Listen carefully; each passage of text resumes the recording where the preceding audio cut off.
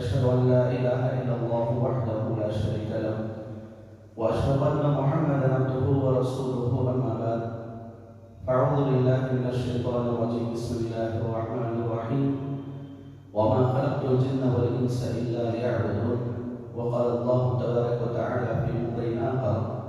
وما أمروا إلا ليعبدوا الله مخلصين له الدين. حاضرین جماعت، آپ لوگوں کے سامنے قرآن کریم کی دو مشہور و معروف آیت کو پڑھ کر سنایا گیا، جس کے اندر اللہ تبارک و تعالی صرف اس اکیلے کی عبادت کرنے اور عبادت میں اخلاص کو انجام دینے کی فکر کرنے کی تعلیم دے رہا ہے۔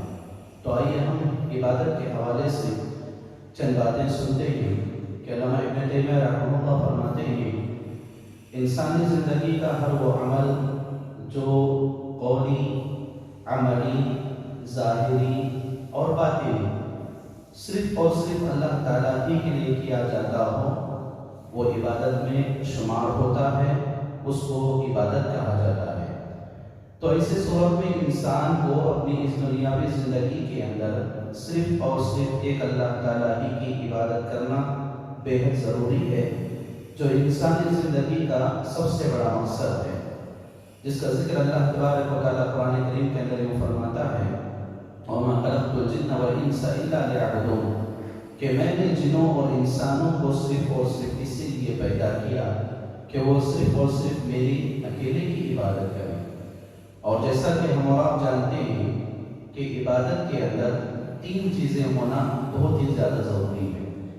جب تک عبادت کی یہ تین چیزیں رہیں گی اللہ تبارک و تعالیٰ میری اور آپ کی عبادت کو قبول کرے گا،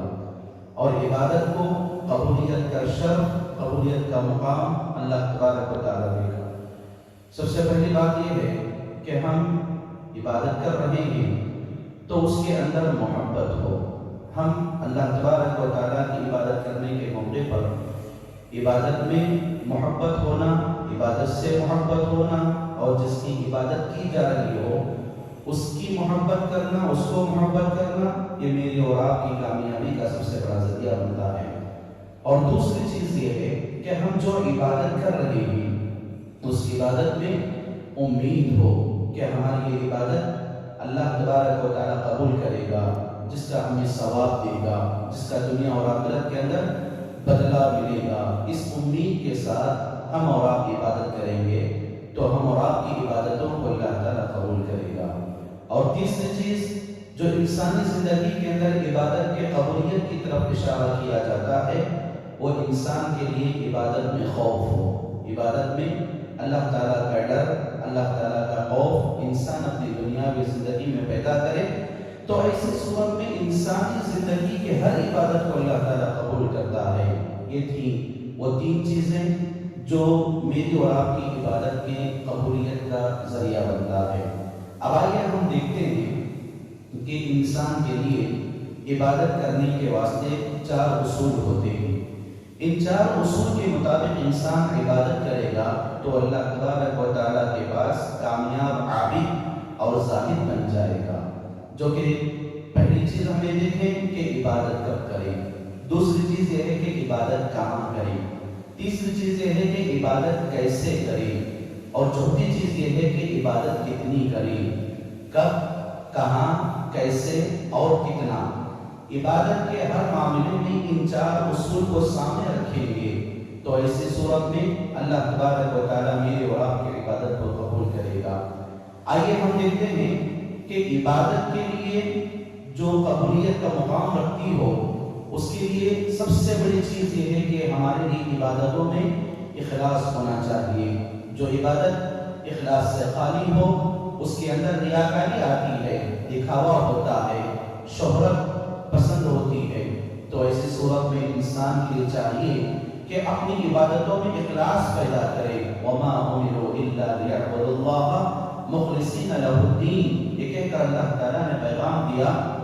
کہ ہر عبادت جو ہم اپنی دنیاوی زندگی کے اندر کرتے ہیں اس کے اندر اخلاص پیدا کریں، صرف اور صرف ایک اللہ تعالیٰ ہی کے لیے وہ عبادت کریں۔ تو عبادت میں اخلاص ہو تو اللہ تعالیٰ قبول کرتا ہے،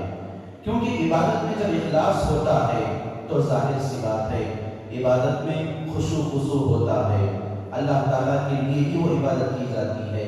ریاکاری سے پاک ہوتی ہے، شہرت طلبی کا مقصد نہیں ہوتا۔ اس لیے ہم عبادت کریں گے، اخلاص کی بنیاد پر کریں گے، خوشی خوشی کریں گے، اللہ کی رضامندی کی خاطر کریں گے۔ اور دوسری چیز جو عبادت کی قبولیت کا مقام اور مرتبہ بنتا ہے وہ یہ ہے کہ عبادت کے موقع پر ہم اور آپ سنت نبوی صلی اللہ علیہ وسلم کے طریقے کو اپنائیں، سنت کے مطابق میری اور آپ کی عبادت ہو، قرآن اور حدیث کی روشنی میں میری اور آپ کی عبادت ہو۔ ائمہ سلف سے ہمیں یہ بات ملتی ہے کہ ایسا آدمی جس کا کوئی عمل قرآن اور حدیث کے موافق نہ ہو تو ایسی صورت میں اس عمل کو اللہ تبارک و تعالیٰ دیوار پر مار دے گا، اور اللہ تعالیٰ کو ایسی عبادتوں کے ایسے اعمال کی ضرورت نہیں ہے جو عبادت اخلاص سے خالی ہو اور جس عبادت میں قرآن اور سنت نبی صلی اللہ علیہ وسلم کا طریقہ موجود نہ ہو۔ اسی لیے ہم اپنی عبادتوں میں اخلاص پیدا کریں اور ہماری عبادتیں مکمل طور پر اللہ تبارک و تعالیٰ کے نبی جناب محمد رسول اللہ صلی اللہ علیہ وسلم کے حکم کے مطابق ہو، یہ ضروری بنتا ہے۔ اب آئیے ہم دیکھتے ہیں کہ عبادت کا مفہوم اسلام کے اندر کیا ہے۔ ہم اور آپ دیکھتے ہیں، ہم اپنے تصور سے نماز، روزہ، زکوٰۃ، حج، قرآن کی تلاوت، ذکر و اذکار، ان چیزوں کو ہی اپنی دنیاوی زندگی کے اندر ہم عبادت مانتے ہیں۔ ہاں، یہ صحیح ہے کہ ارکان ایمان، ارکان اسلام اور ان کے علاوہ ذبح کرنا، نذر و نیاز کرنا،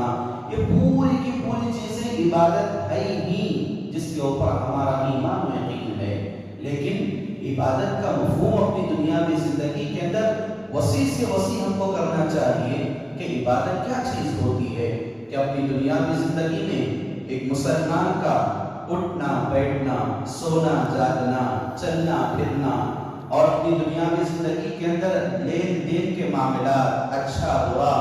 خوشی غمی، یہ تمام کی تمام چیزیں عبادات کہلاتی ہیں۔ اور ایک مسلمان کا سونا بھی عبادت ہے رات کے موقع پر، اور دن کے موقع پر کمانا بھی عبادت ہے، جس طرح اللہ تبارک و تعالیٰ سورہ النبأ کے اندر فرماتا ہے وَجَعَلْنَا اللَّيْلَ لِبَاسًا وَجَعَلْنَا النَّهَارَ مَعَاشًا وَبَنَيْنَا فَوْقَكُمْ سَبْعًا شِدَادًا وَجَعَلْنَا سِرَاجًا وَهَّاجًا۔ یعنی انسانی زندگی کے اندر جو رات بنائی گئی ہے وہ آرام کرنے کے لیے،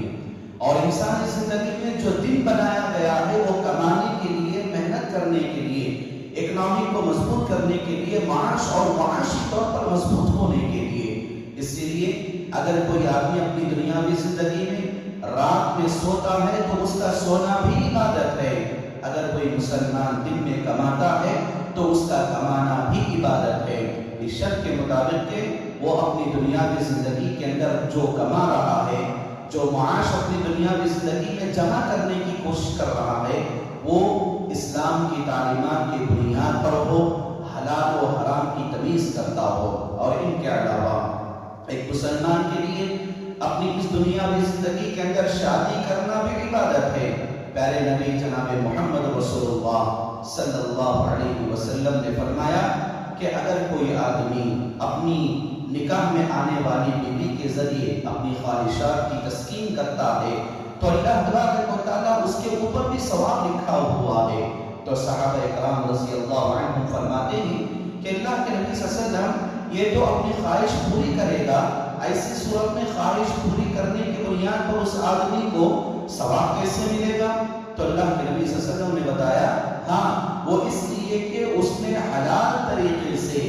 نکاح کی موڑ پر، نکاح کی بنیاد پر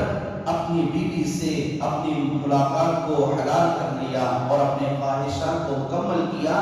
تو اس بنیاد پر اس آدمی کو اللہ تبارک و تعالیٰ عبادت کا مقام اور مرتبہ دے گا۔ اگر وہی آدمی بغیر نکاح کے کسی عورت سے زنا کرتا ہے تو جس طرح اس کے حق میں اللہ تبارک و تعالیٰ کی نافرمانی آ جاتی ہے اور اس کے حق میں گناہ لکھا جاتا ہے، تو ایسی صورت میں کام اگر حلال طریقے سے کیا جائے، نکاح کی بنیاد پر کیا جائے، تو ایسی صورت میں نکاح کرنا بھی عبادت ہے۔ یہاں تک کہ اپنی بیوی اور بچوں کے لیے کمانا بھی یہ سب سے بڑی عبادت ہے۔ اور پیارے نبی جناب محمد رسول اللہ صلی اللہ علیہ وسلم فرماتے ہیں کہ اپنے کمائے ہوئے مال کے ذریعے اپنی بیوی کو لقمہ کھلانا بھی یہ ثواب کا کام ہوتا ہے، یہ عبادت ہوتی ہے۔ اسی لیے عبادت کا بہت بڑا مفہوم اللہ تبارک و تعالیٰ نے میرے اور آپ کے سامنے رکھا ہوا ہے قرآن کی روشنی میں۔ اور پیارے نبی جناب محمد رسول اللہ صلی اللہ علیہ وسلم نے ہمیں عبادات کے طریقے کو اور عبادات کے اصول کو بتائے ہیں۔ اسی لیے ہم مسلمانوں پہ ماننا ہے کہ جہاں پر اسلام کے اندر چپل پہننے کے بارے میں ذکر کیا گیا،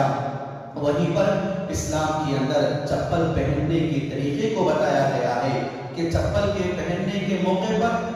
سیدھے پیر کو پہلے ڈالا جائے اور چپل کے چھوڑنے کے موقع پر لیفٹ پیر کو چھوڑ دیا جائے پہلے۔ تو اس طرح ایک آدمی کا چپل پہننا بھی عبادت ہے، اس شرط پر کہ وہ اسلامی تعلیمات کے بنیاد پر چپل پہننے اور چپل اتارنے کی اپنی دنیاوی زندگی میں کوشش کرتا ہے۔ یہاں تک کہ میری اور آپ کی زندگی کے اندر اپنے کانوں سے صحیح چیز کو سننا، اپنی آنکھوں سے حلال چیز کو دیکھنا، اپنی زبان سے قرآن و حدیث اور غیر قاعدی کی باتوں کو بولنا، یہ بھی عبادت ہے، کیونکہ اللہ کے نبی صلی اللہ علیہ وسلم نے مجھے اور آپ کو کانوں کے ذریعے، آنکھوں کے ذریعے، ہاتھ اور پیر کے ذریعے ہونے والے گناہوں سے آگاہ کیے ہیں۔ اور قرآن کے اندر اللہ تبارک و تعالیٰ نے ہمیں یہ تاکید کیا کہ کل قیامت کے دن انسان کے منہ کو ہم مہر مار دیں گے، انسان کے منہ کو ہم تالا ڈال دیں گے، اور انسان کے خلاف میں خود انسان کے اعضاء جواب دینے والے بنیں گے۔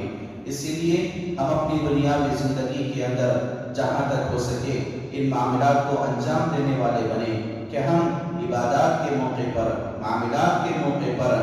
اپنی زندگی کے مسائل کو حل کرنے کے موقع پر اللہ تعالیٰ کی عبادات کو انجام دیں، اور جو کام کریں وہ عبادت کی نیت سے کریں، نیکی کی نیت سے کریں، ثواب کی امید رکھیں، اللہ کا ڈر و خوف پیدا کریں، تو انشاءاللہ اللہ تعالیٰ میری اور آپ کی عبادت کو قبول کرے گا، نیکیوں کو قبول کرے گا، اعمال صالحہ کو اللہ تعالیٰ دنیا اور آخرت میں کامیابی کا ذریعہ بنائے گا۔ انہی چند باتوں پر اپنی بات کو ختم کرتے ہوئے اللہ تعالیٰ سے دعا کرتا ہوں کہ اللہ تبارک و تعالیٰ ہم اور آپ کو